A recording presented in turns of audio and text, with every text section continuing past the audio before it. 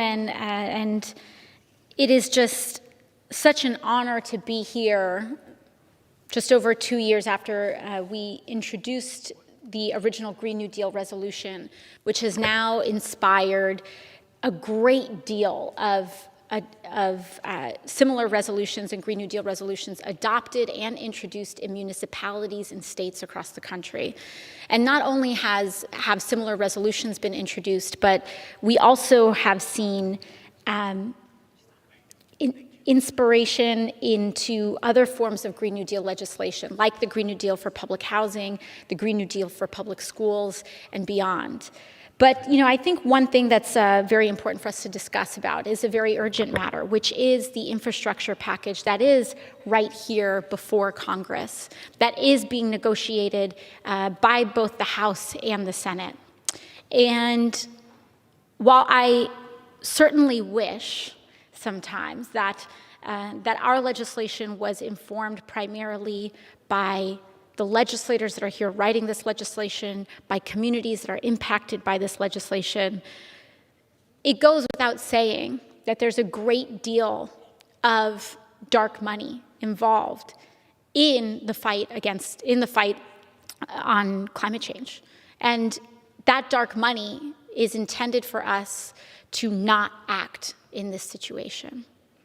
We have lobbyists from companies like ExxonMobil bragging about their role in shaping our federal legislation, in curtailing our ambitions, and in fighting against key provisions to draw down our carbon emissions. And whenever I see something like this, whenever I see how dark money and lobbyists act as a wedge and a cudgel between elected officials and public servants and the people that we are supposed to represent, not only do I think it's heartbreaking, but it is very much tragic. And there's a key issue that we have here in acting on climate. And a big part of that issue is something that we call kind of a principal agent problem, where the people who are in charge of making decisions are simply not aligned and not incentivized to make the right ones because they are not feeling the impact of it. And I get concerned when we have conversations that the politics of the day get involved and intercede, and they complicate the policy for a generation. And it is so critically important because I can't help but imagine that so many of the people that are in charge of blocking action on climate will not see the world that they're leaving to generations to come. And we have a moral responsibility to leave this world better than we found it. This is not about theory anymore. This is not about challenging the science anymore. New York City, just yesterday, people woke up having a harder time breathing and having a harder time seeing on the horizon because of the smoke from the bootleg fires out in Oregon coming out to our city. Wildfires will come and impact all of us.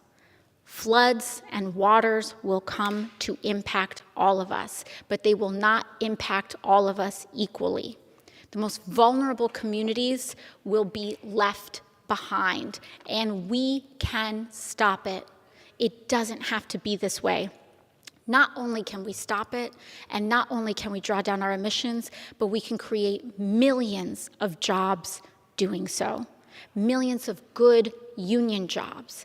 And we can create a civilian climate corps. We can transition to renewable energy. We can build infrastructure that all people can enjoy that's not just attuned to the wealthy. We can restore our lands We can live in harmony with an economy where we can care for one another instead of extracting off of each other. We can build this world, and this world is close. It is so close. It is so close, and that is why we see dark money mobilizing the way that it is right now, because they know that we can win. And hopefully in this package, we will continue to win. But this fight does not stop now. It does not stop with this infrastructure package. It will not stop, frankly, throughout the course of our lives, because we have a responsibility to leave this world to a better place to ourselves and to our children. So thank you very much, and I yield back. Thank you so much, Congresswoman Ocasio-Cortez.